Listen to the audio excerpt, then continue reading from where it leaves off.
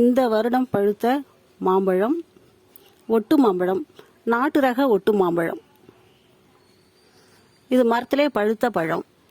இது போல் மஞ்சளாக இருக்கும், காம்பு பகுதியில் மஞ்சளாக இருக்கும். அப்புறம் கொஞ்சம் கொஞ்சமாக பழுத்துக்கிட்டே வரும்.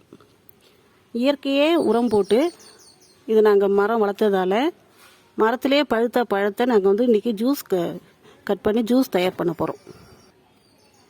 இது போல் நாங்கள் ஜூஸ்க்காக மாம்பழம் கட் பண்ணும் பொழுது மாம்பழத்திலேருந்து அந்த கொட்டைகள்லேருந்து ஒரு வண்டு வரும், மாம்பழத்து வண்டு. அது இந்த வண்டு இருந்தால் ஆர்கானிக் பழங்கிறதால இதில் இந்த மாதிரி இயற்கையான பழம், அதனால் வண்டு இருக்கும்.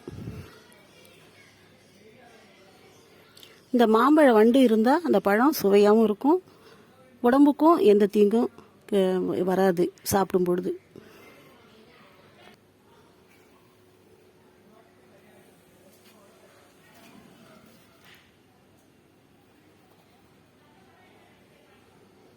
இது போல் காம்பு பகுதி இந்த மாதிரி பழுத்த மாதிரி இருக்கும். அப்புறம் கொஞ்சம் கொஞ்சமாக பழுக்கும். இதை பழுக்க வச்சா எல்லா பழமும் நல்லாயிருக்கும்.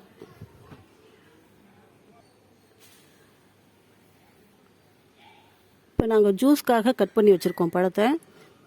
அதில் இந்த மாம்பழ வண்டு, எப்படிப்பட்ட பழமாக இருந்தாலும் அதில் ஒரு வண்டு இருக்கும். இது பூவிலே முட்டையிட்டு அப்படியே இருக்கிறதால அந்த பிஞ்சுக்குள்ளவே இருந்து காயாகி அந்த வண்டு, மாம்பழ வண்டு, அதுக்கப்புறம் பழம் பழுக்கும் பொழுது நம்ம கட் பண்ணும் பொழுது வெளியே வரும். இது இயற்கையான மாம்பழம்.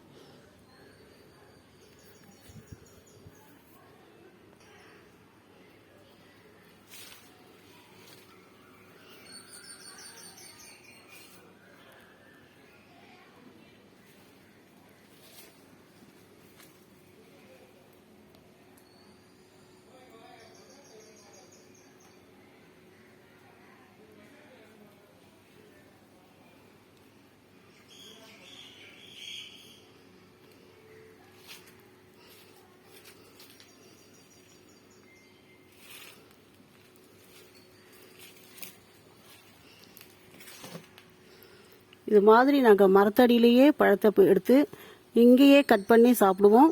தேன் கலந்தும் சாப்பிடுவோம், ஜூஸாகவும் சாப்பிடுவோம்.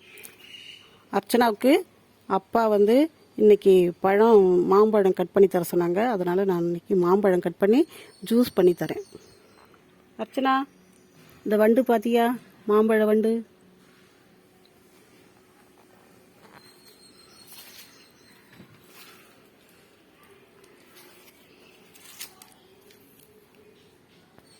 இந்த பழத்தை இப்போ ஜூஸ் பண்ணி சாப்பிடலாம்.